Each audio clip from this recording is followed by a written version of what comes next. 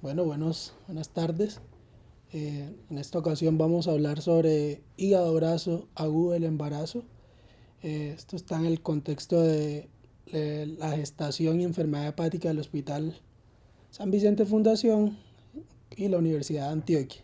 Mi nombre es Carlos Felipe Durán Méndez, soy residente de primer año de ginecología y mis asesores fueron el doctor Luis Guillermo Toro y la doctora Sandra Vélez. Entonces, no siendo más, empecemos. Primero que todo vamos a hablar de una pequeña historia clínica de una paciente que tuvimos en nuestra institución, una paciente de 26 años de edad sin ningún antecedente patológico de importancia, secundigestante, que estuvo el 3 de agosto de este año, ingresó extrainstitucionalmente a un servicio de urgencias con una gestación de 36 más 3 semanas, completamente asintomática, que tenía una presión arterial de 130/85 y con alguna alteración de las pruebas hepáticas. No sabemos cuál es exactamente, pero según lo que refiere en la historia, eso era lo que presentaba. Al día siguiente se hace el diagnóstico de una preeclampsia grave y un síndrome de Helm completo al tener una trombocitopenia, estar hipertensa y tener una proteinuria positiva y elevación de las transaminasas, por lo que se decide finalizar la gestación por vía cesárea.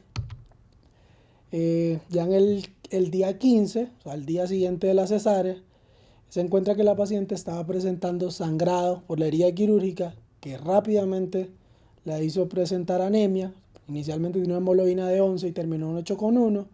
Y además de eso tenía una lesión renal aguda y había presentado un urocultivo positivo para Proteus. Esa vez se le inició cefalotina por el urocultivo positivo y nada más.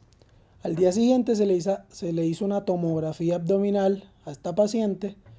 Tenía un hemoperitoneo, un útero de contenido con burbujas de aire, hígado sin lesiones y se decidió transfundir 3 unidades de glóbulos rojos. Además de eso se llevó a cirugía nuevamente de emergencia, donde se encontró con un útero tónico, con buena perfusión, con histerografía sin hematoma, sin sangrado activo, los ligamentos anchos y redondos eran completamente normales, la fascia sin sangrados, únicamente se decidió dejar DREN. Teniendo en cuenta lo anterior, se decide iniciar proceso de remisión para posible manejo por embolización selectiva por radiología intervencionista y previo a la remisión presentó una coagulación intravascular diseminada donde se hizo transfusión de 3 unidades de plasma y 1 de plaquetaféresis.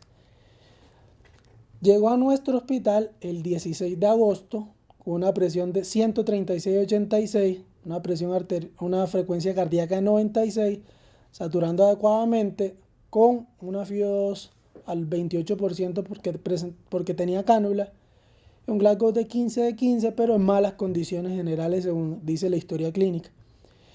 Con un DREN que había drenado 720 cc en 5 horas, al examen físico lo único que se encontraba era un abdomen distendido y leve sangrado por vagina.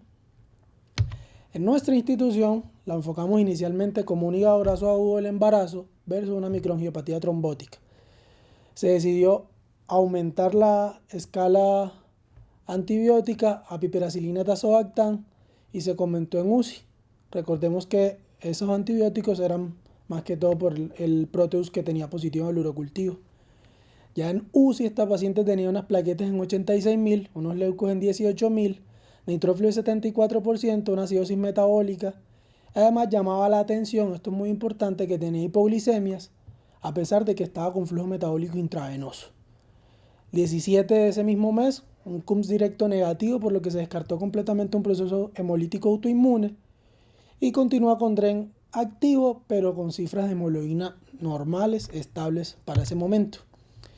El 18, hematología descarta la posibilidad de una microangiopatía trombótica, no se considera la necesidad de una plasmaféresis empírica, pero continuaba con hipoglicemias y continuaba la sospecha de un hígado graso del embarazo, por lo que se decidió hacer la interconsulta a hepatología para definir la necesidad o no de una biopsia hepática. A la fecha, hepatotropos negativos, desde el 18 hasta el 21 tuvo una muy buena evolución, por tanto no les muestro más o menos qué pasó durante todos esos días, pero ya hasta el 21 tenía como había dicho, una muy buena evolución y se decide trasladar a sala general, hepatología sospechada de un síndrome de HELLP, pero no se descartaba el hígado graso agudo del embarazo. Sin embargo, teniendo en cuenta su mejoría, no se decidió hacer biopsia hepática. Ya para el 24, ginecología dice que esa biopsia propuesta inicialmente no mejoraba el pronóstico de la paciente y de hecho no se proponía un tratamiento diferente. Por tal motivo no se decidió llevar a biopsia y se decidió dar alta ese mismo día con amlodipino, 5 miligramos cada 12 horas y una función hepática y renal de control y una cita de revisión en 7 días. Listo. Entonces, ahora sí entrando un poco en el tema, cuando yo leí esta historia, lo primero que se me vino a la cabeza fue pensar qué tan común era un hígado graso agudo del embarazo, cuándo se debía sospechar, cuándo puedo diferenciar un HELP de un hígado graso agudo, si es necesario o no la biopsia para confirmar el diagnóstico, si hay algún tratamiento específico y cuál es el pronóstico de las pacientes. Entonces, teniendo en cuenta eso, es lo que vamos a intentar desarrollar en la charla. Entonces, ahora sí entrando propiamente en el tema, entonces el hígado graso agudo del embarazo es un trastorno completamente exclusivo del embarazo. Esto no lo vamos a encontrar en ningún otro momento. Uno no puede decir por ahí que esta paciente tiene hígado graso agudo porque sí, solamente las embarazadas lo van a presentar. Como veremos más adelante, es relativamente raro, pero es potencialmente mortal y está caracterizado básicamente por una infiltración grasa de los hepatocitos. Ya vamos a ver más o menos cómo se ve. Fue descrito por primera vez por Turner en 1857, pero este señor únicamente propuso una descripción clínica y no sabemos exactamente si lo que estaba describiendo el hígado graso agudo del embarazo, si estaba describiendo un HELP. Sin embargo, la primera descripción como tal se le atribuye a él, pero la descripción completa fue hecha definitivamente por Sheehan en 1940. Él sí hizo biopsia hepática, sobre todo pacientes post-mortem, como ya vimos es potencialmente mortal y para esa época no era fácil hacer el tratamiento. Esto es lo que vemos normalmente en un hígado completamente sano y esto es lo que veríamos en una paciente con un hígado graso agudo del embarazo. Como pueden ver, donde señala la flecha, hay muchas vacuolas en los hepatocitos llenas de grasa. Entonces, por eso es el nombre hígado graso agudo. La epidemiología, como les había dicho, la incidencia es bastante pequeña, 1 en 15.000, mientras que para preeclampsia hay, como para comparar, son 134 por 15.000 y el síndrome de HELP de 72 en 15.000. Eso es muy importante, es que hasta la mitad de las pacientes con hígado graso agudo del embarazo también pueden ser diagnosticadas con síndrome de HELP y se han identificado varios factores de riesgo donde destaca principalmente el embarazo múltiple y algunos otros que ya les voy a mostrar en esta tablita. Entonces, como les había dicho, el embarazo múltiple destaca y además de eso, la deficiencia fetal de esta enzima que vemos aquí la 3-hidroxiacil-CoA deshidrogenasa de cadena larga. Además de eso, el feto masculino, todavía no sabemos por qué motivo los hombres le hacemos eso a las mujeres, pero definitivamente se ha encontrado que hasta 3/4 partes de las mujeres que presentan esta enfermedad tienen un feto masculino. Obviamente el episodio previo a un hígado graso agudo del embarazo o la coexistencia de otra enfermedad hepática tipo HELP. La fisiopatología no está muy bien dilucidada. El mecanismo de la fisiopatología como tal no la tenemos muy clara, pero uno de los mecanismos propuestos es que un feto homocigoto con un déficit de la enzima que habíamos mencionado, la 3-hidroxiacil-CoA deshidrogenasa, hace que durante la beta-oxidación se acumulen ácidos grasos de cadena larga. Esos ácidos grasos de cadena larga pueden atravesar fácilmente las membranas celulares y van a pasar a circulación materna. ¿Qué es lo que pasa exactamente durante esta teoría? Y es que en el embarazo las mujeres en el primer y segundo trimestre normalmente están trabajando con el metabolismo de la glucosa. Sin embargo, durante el tercer trimestre empiezan a utilizar el metabolismo básicamente de los ácidos grasos. Entonces, al aumentar la cantidad de ácidos grasos que tiene la mamá, aunado al aumento de ácidos grasos que le ofrece este feto y esta placenta de ácidos grasos de cadenas largas, van a ir esos ácidos grasos de cadena larga a los hepatocitos y van a provocar un daño apoptótico de los hepatocitos maternos, con la consiguiente acumulación de ácido de vacuolas de grasa en los hepatocitos maternos. Llama la atención que únicamente produce esta apoptosis los ácidos grasos de cadena larga y no los de cadena corta. Entonces, por ese motivo, la afección de otras enzimas de la beta oxidación al parecer no están relacionadas con la fisiopatología de la enfermedad. Sin embargo, como les estaba diciendo, esto es una de las teorías que hay. Todavía no sabemos exactamente cuál es, y no todos los fetos de madres afectadas por esta enfermedad tienen el déficit, ni todas las personas con déficit han provocado enfermedad en la madre. Entonces, definitivamente no sabemos muy bien cuál es la patología, pero esta es una de las pistas que tenemos. Vamos a hablar ahora sí de las manifestaciones clínicas. Como les estaba diciendo, por la fisiopatología propuesta, se da más que todo en el tercer trimestre, porque es el momento en el que el metabolismo materno pasa a ser básicamente dado por metabolismo de ácidos grasos. Más que todo se da en la semana 30-40, aunque el diagnóstico puede darse en cualquier momento. Y el espectro de la enfermedad puede ser de una paciente completamente asintomática o muy leve, hasta una falla hepática fulminante que termine en falla orgánica múltiple y requiera trasplante hepático. Los síntomas iniciales, como ya vamos a ver, son muy poco específicos y fácilmente se confunden, ¿no? Puede tener una paciente hasta uno de los diferenciales podría ser una gastroenteritis como tal. Entonces es difícil hacer el diagnóstico por ese motivo. Este estudio fue hecho en el 2012 en el hospital de Parkland. Recordemos que el hospital de Parkland es uno de los principales hospitales públicos de Estados Unidos y tiene una población, se estima que más o menos atienden 1 millón de pacientes al año, y de esas más o menos medio millón son partos o pacientes obstétricas. Entonces, como verán, es muy importante este hospital para nosotros. Como les estaba diciendo, este estudio fue hecho en el 2012 allá. Hasta el 2012 fue un estudio que recogió 38 años de estudios, y lo único, en esos 38 años únicamente tuvieron 51 mujeres diagnosticadas. Lo que querían ellos era evaluar una descripción inicial de los laboratorios y de la clínica de las pacientes para evaluar más o menos cuáles eran los principales síntomas. ¿Qué concluyeron ellos? ¿O qué fue lo que encontraron en esas 51 mujeres?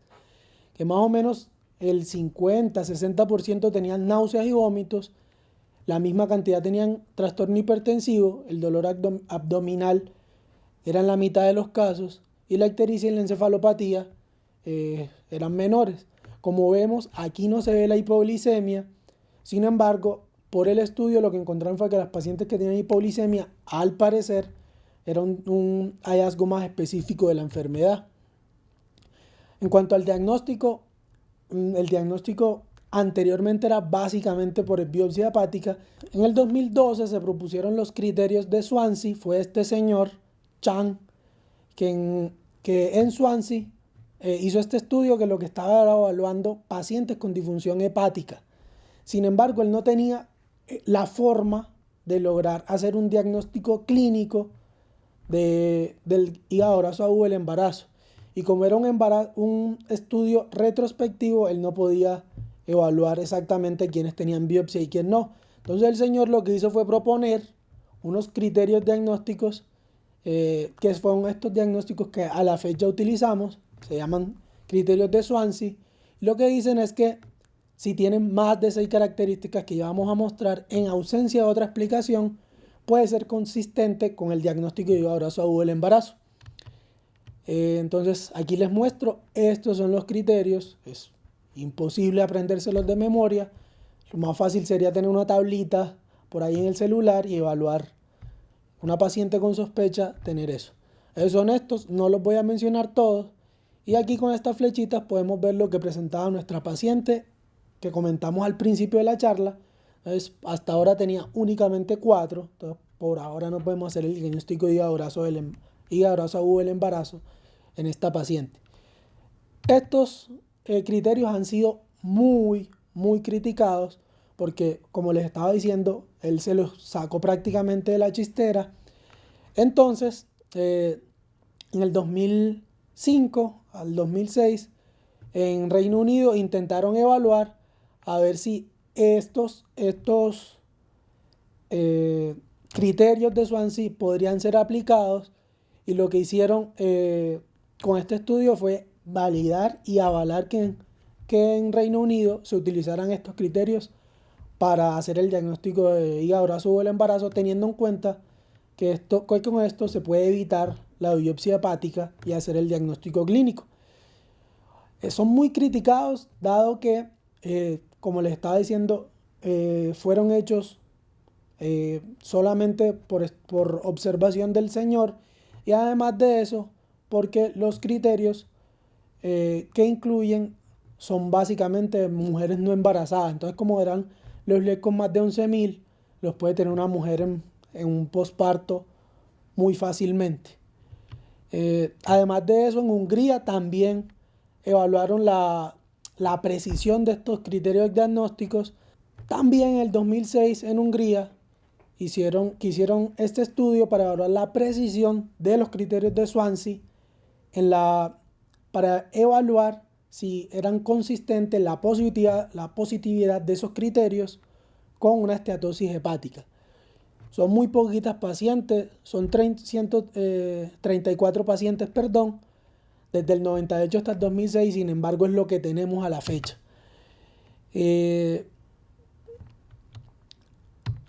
Entonces, este fue el estudio, como les estaba diciendo, inicialmente fueron 34 pacientes, pero después por todos los criterios de exclusión únicamente quedaron 24, y lo que encontraron ellos fue que 20 pacientes tuvieron los criterios diagnósticos para hacer el diagnóstico de hígado graso y otros 4 no lo presentaron. Lo que encontraron fue que de esas 4 que no lo presentaron, ninguna tenía esteatosis hepática, mientras que de las 20 que lo presentaron, 17 la tenían y 3 no la tenían. Con eso que encontraron, como les estaba diciendo, es muy poquito, pero con eso que encontraron, los criterios de Swansea dan una sensibilidad para esteatosis microvesicular del 100%, con un intervalo de confianza del 77 al 100, una especificidad más bien malita de 57%, pero miren que el intervalo de confianza nos da desde el 20 hasta el 88%, y lo más importante de ello fue el valor predictivo negativo, que encontraron un valor predictivo negativo del 100%. Entonces podemos concluir que con la evidencia actual que tenemos, los criterios de Swansea, cuando son negativos, probablemente la paciente no tiene un hígado graso agudo del embarazo. Las imágenes, las ayudas imagenológicas, en general se utilizan únicamente para descartar patologías de los diagnósticos diferenciales. Tanto la ecografía como la tomografía tienen un rendimiento más bien malo para demostrar infiltración grasa, y un hallazgo que puede ser específico es el hígado brillante en la ecografía, pero únicamente ha sido reportado en el 25% de los casos realizados. Llama la atención que en este estudio, además, este estudio fue hecho en el 2010, y ellos querían evaluar tanto el impacto de la vía del parto como el impacto de las ayudas imagenológicas para el diagnóstico. Esto fue hecho en China también, y me llama mucho la atención que para ellos las ayudas imagenológicas fueron muy útiles, y al parecer lo que está pasando es que, al tener en cuenta que la ecografía es un método operador dependiente, puede que en China, donde son muy buenos en patologías gastrointestinales, haya mejor experiencia por parte de las personas encargadas de las ecografías, y probablemente tengan mejor rendimiento allá. Ahorita vamos a revisar nuevamente este estudio, porque en cuanto a la vía del parto, ellos proponen parto por cesárea. Dentro de los diagnósticos diferenciales del hígado graso agudo del embarazo, podemos resumirlo básicamente en dos grandes grupos: los que presentan microangiopatía trombótica y los que no. Como les estaba diciendo, el espectro de los diferenciales es muy amplio. Aquí no vamos a hablar de todos porque no acabaríamos nunca la charla. Pero dentro de las microangiopatías trombóticas siempre tenemos que pensar en la púrpura trombocitopénica trombótica, en el síndrome hemolítico urémico y en un SAF catastrófico. Mientras que del lado de las que no tienen microangiopatía trombótica, siempre pensar en las hepatitis virales, en la patología biliar y en la toxicidad por medicamentos, que muchas veces la pasamos inadvertida. Esto es una tablita que les traigo como para evaluar un poco las características clínicas y paraclínicas de uno de los principales diferenciales, donde destaca el HELP. Y aquí quiero que vean básicamente los niveles de bilirrubina, que como verán, la bilirrubina puede estar un poco más elevada en hígado graso agudo del embarazo, aunque puede estar elevada en los otros diferenciales. Sin embargo, como les estaba comentando, en hígado graso agudo del embarazo pueden estar un poquito más elevadas. Además de eso, la hipoglicemia, que como les dije en un principio, puede ser no tan sensible, pero al parecer es muy específica. Y algo muy importante es la afección de la función renal, que como vemos en el hígado graso agudo del embarazo puede haber más afección de aumento de la creatinina, y en las otras, como en preeclampsia y en HELP, en preeclampsia puede estar aumentada, pero en HELP normalmente no está aumentada. Y en la colestasis gestacional normalmente no hay afección de la creatinina. Listo, entonces esta era una de las preguntas que yo tenía: ¿cómo diferencio yo un hígado graso agudo del embarazo versus un HELP? Y como había dicho en un principio, el 50% de los casos va a haber un solapamiento de los diagnósticos, entonces va a ser relativamente difícil. Sin embargo, si yo tengo una paciente que a la que le estoy sospechando un hígado graso agudo del embarazo y tengo ictericia, ascitis, está muy encefalopática y tiene polidipsia, uno se decantaría más por un hígado graso agudo del embarazo que por un HELP. Y si además de eso me cumple los criterios de Swansea, pues probablemente sí estoy bajo un hígado graso agudo del embarazo. Se ha propuesto también el uso de la antitrombina 3. Esta proteína tiene una actividad normalmente de 80% hasta 130%, pero en la mujer en embarazo puede disminuir esa actividad y se dice que más o menos en la semana 36 su actividad puede estar entre el 82%, más o menos 8%. Lo que proponen algunos estudios es que los niveles de actividad de la antitrombina 3 pueden estar relacionados con más proteinuria y disfunción hepática, porque según lo que se ha encontrado hay una relación directa entre los niveles bajos de antitrombina 3 y la permeabilidad vascular. Se ha encontrado que el percentil 1 es una actividad del 65% en los embarazos únicos. Por tanto, esto no es extrapolable a las pacientes con embarazo múltiple. Entonces, esto es uno de los estudios que les estaba comentando, que están proponiendo el uso de la antitrombina 3.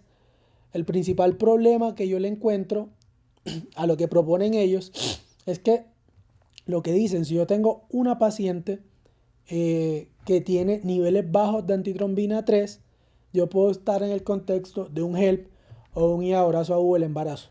Lo que dicen ellos es que si tienen una actividad de menos del 65%, acompañado de que la paciente no tenga trombocitopenia, probablemente estoy en el contexto de un hígado graso agudo del embarazo. Y si no tengo trombocitopenia, si tengo trombocitopenia y la antitrombina 3 está disminuida, puedo estar pensando en un síndrome de HELP. El principal problema que le encuentro yo a esta propuesta es que tanto en HELP como en hígado graso agudo del embarazo puede haber disminución de la antitrombina 3. Entonces, en general, la utilidad, teniendo en cuenta que es un estudio caro, no sería como de mucho. Sin embargo, esto puede ser un estudio a futuro, porque los niveles de antitrombina 3 se empiezan a disminuir tempranamente, entonces el diagnóstico podría hacerse mucho más rápido. A la fecha es poco apresurado empezar a utilizar esto en la clínica, pero podría ser útil más adelante. El tratamiento como tal, en general, es para nosotros por parte de obstetricia relativamente fácil, porque el tratamiento como tal va a ser desembarazar a la paciente. Si la desembarazamos, como en HELP y como en la mayoría de los trastornos hipertensivos, el pilar del tratamiento va a ser desembarazar a la paciente y obviamente en gran medida va a ser el tratamiento de soporte. Entonces vamos a tratar de evitar las hipoglicemias. La lactulosa puede ser útil en las pacientes con encefalopatía por amonio y la transfusión por hemoderivados también puede ser en un momento necesaria. Aquí hay que hacer un paréntesis con el uso de la lactulosa, y es que estas pacientes pueden hacer un síndrome de falla hepática aguda, y teniendo en cuenta que la encefalopatía hace parte de los criterios diagnósticos de esta patología, el uso de lactulosa puede enmascararnos el diagnóstico de falla hepática aguda. Entonces hay que ser muy juiciosos con esto para tratar de no descartar que la paciente tenga una falla hepática aguda y que sea candidata a manejo con trasplante. Las complicaciones más graves, siempre tratar de descartar infecciones, la hemorragia digestiva por estrés, la insuficiencia renal aguda, que como ya habíamos visto es uno de los que ayudan como para el diferencial, la hipoglicemia y la coagulopatía. La buena noticia de todo esto es que en general es una condición reversible, aunque la insuficiencia hepática puede ser fulminante. El uso de trasplante en hígado graso agudo del embarazo ha sido reportado en algunos casos, sobre todo en las pacientes que no están teniendo mejoría, pero como vemos en esta parte, por parte del registro europeo de trasplante hepático, únicamente han encontrado que 10 de los 75.530 trasplantes realizados desde 1968 hasta el 2008 fueron por falla hepática asociada a hígado graso agudo del embarazo o a HELP. Entonces, esto no hace más que confirmar que la mayoría de las pacientes no van a requerirlo. Además de eso, han sido comunicados experiencias favorables con el uso de plasmaféresis como terapia puente a la espera de que empiece a funcionar adecuadamente ese hígado, pero estos son reportes de casos o estudios muy pequeñitos. Esto es uno de los estudios que propone el uso de plasmaféresis en las pacientes con hígado graso agudo del embarazo o HELP que no vienen respondiendo adecuadamente al manejo, sobre todo como terapia puente.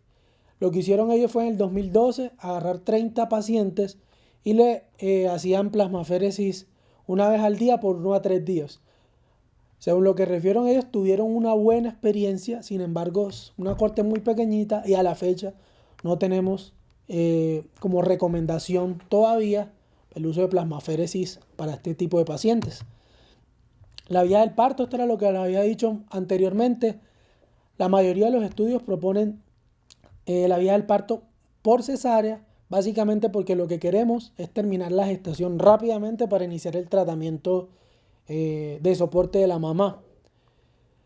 Entonces, en este estudio que les había mostrado anteriormente, realizado por los chinos, ellos proponen que el tratamiento, que la vía del parto sea por cesárea, porque de las 300 y piquito de pacientes que tenían, 342, 263 tenían parto por vía vaginal y el resto habían tenido parto por cesárea. Lo que encontraron ellos fue que la mortalidad en el parto por vía vaginal podía ascender hasta el 33%, mientras que por vía cesárea tenían más o menos entre el 14 y 18%. Entonces, en este estudio ellos recomiendan el parto por vía vaginal. Lo que me encontré fue que en este estudio que ya habíamos dicho que fue realizado en Parkland, y en este estudio lo que encontraron fue que la mitad de las pacientes tuvieron parto vaginal, la otra mitad tuvo parto por cesárea y solamente tuvieron 2 muertes. De esas 2 muertes, una fue porque tuvo una falla hepática fulminante y la otra tuvo una broncoaspiración. Entonces, como vemos, al parecer no hubo relación entre la vía del parto y la muerte materna. Como les digo, en general se propone parto por cesárea, pero como vemos, con los estudios que tenemos, no sabemos todavía si el parto vaginal podría ser una buena opción, sobre todo en las pacientes que nos ingresaron con 6, 7 centímetros de dilatación, ya está en trabajo de parto de fase activa y podría hacerse el manejo parto vaginal. El pronóstico, como ya habrán podido darse cuenta, en general tiende a ser bueno. La mortalidad anteriormente era muy alta, hasta el 85%, pero actualmente es del 10 al 15% en la década de los 2000, y es básicamente porque tenemos más UCI, tenemos más tecnología. No hemos hecho grandes avances en el tratamiento como tal, únicamente desembarazar a las mamás. La mejoría de la función hepática normalmente ocurre posterior a las primeras 48 horas, mientras que los niveles de colesterol y bilirrubina están por alrededor de los 3 a 4 días. Y la lesión renal aguda viene mejorando más o menos a los 10 días. Se han propuesto algunos predictores para tratar de evaluar qué mujeres podrían tener mayor complicación. Entonces, estos señores en el 2015 encontraron una asociación estadísticamente significativa entre el nivel de bilirrubina y la duración prolongada de la recuperación de las maternas. Entonces, entre mayor nivel de bilirrubina haya, mayor va a ser la necesidad de manejo en UCI, o van a durar mucho más tiempo en recuperarse. También encontraron que el nivel de fibrinógeno, el tiempo de protrombina y el recuento de plaquetas tenían una relación, pero no era tan fuerte. Mientras que la leucocitosis, la hipoglicemia y en los niveles de AST no mostraron ningún valor predictivo. No se ha demostrado que hay un patrón de recurrencia para mujeres con embarazo complicado por embarazo o el embarazo. Todos los estudios que se han hecho a la fecha no tienen un seguimiento a largo plazo, entonces no sabemos muy bien qué le pasa a la mayoría de estas mujeres. Creemos que, teniendo en cuenta la recuperación relativamente rápida, tienen buen pronóstico a largo plazo, y a pesar de los avances en la mortalidad materna, como les dije, porque ya tenemos más acceso a la UCI, la mortalidad fetal permanece alta y puede estar hasta el 20%. Esto es un diagrama que les propongo como para las pacientes que tengamos una sospecha de embarazo o el embarazo. Entonces, una paciente de más de 20 semanas con elevación de las transaminasas, primero evaluar o considerar el hígado graso agudo del embarazo por la clínica, como ya habíamos visto, las náuseas, los vómitos, la hipertensión, y con los criterios de Swansea. Además de eso, solicitaríamos paraclínicos. Los paraclínicos son básicamente lo que pedimos a una paciente con HELP, agregándole pues glicemia. Considerar las imágenes diagnósticas, como ya habíamos visto, no son lo mejor, pero podemos considerarlas si estamos un poco perdidos en el diagnóstico, y siempre lo más importante va a ser descartar diferenciales, porque como vimos, la incidencia de la enfermedad es poquita. No vamos a estar sospechando de un hígado graso agudo del embarazo. Si ya tenemos el diagnóstico con los criterios de Swansea, el tratamiento va a ser terminar el embarazo, hacer tratamiento de soporte, y si la paciente sigue empeorando, podemos considerar el trasplante hepático. Si el diagnóstico es incierto, podemos considerar la biopsia hepática, y lo más importante, como les he dicho y quiero que quede claro, buscar diagnósticos diferenciales. Entonces, como conclusión, el hígado graso del embarazo es un trastorno netamente exclusivo del embarazo, como su nombre lo dice, relativamente raro, pero puede ser mortal. Se debe sospechar en toda paciente embarazada que en el tercer trimestre tenga náuseas, dolor abdominal e ictericia, acompañado o no de hipertensión. El diagnóstico diferencial con HELP va a ser difícil porque el 50% va a tener un solapamiento. Esto es importante, no se necesita una biopsia hepática para el diagnóstico. Como les dije, no tiene un tratamiento específico, diferente a la terminación del embarazo. El pronóstico es relativamente bueno y son necesarios más estudios que evalúen los resultados a largo plazo. ¿Listo? Muchísimas gracias.